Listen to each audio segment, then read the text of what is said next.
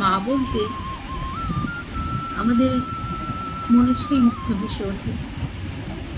সিথি ভরা লাল সিঁদুর, লাল টুকটুকে টিপ, সুন্দর একটা মুখে হাসি।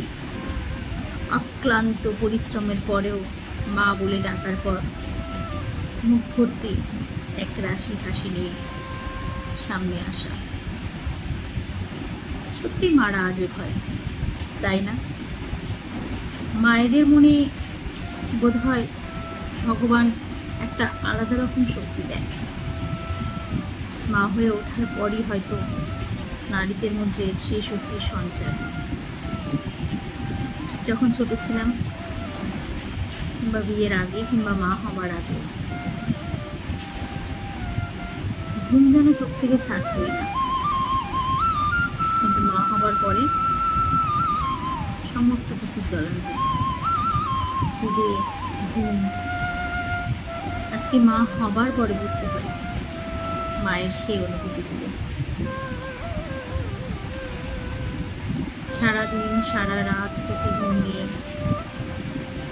কাটানো যায় সন্তানের মুখের দিকে তাকিয়ে। রাতের পর রাত জেগে সন্তানের সেবা, যত্ন, সারাদিনের পরিশ্রম। যখন কি মন খুলে একবার মা বলে ডাকে, সমস্ত কিছুর অবসান, তাই না?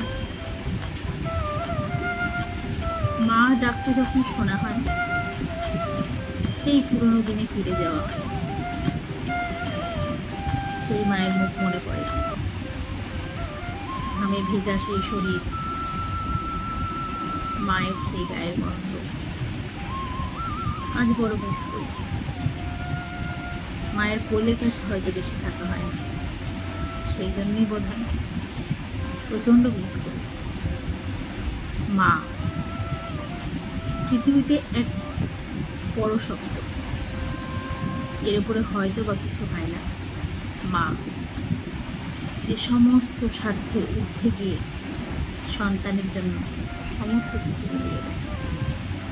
আজ মা হয়ে মায়ের অনুভূতিগুলো খুব ভালোভাবে বুঝতে পারছি। মা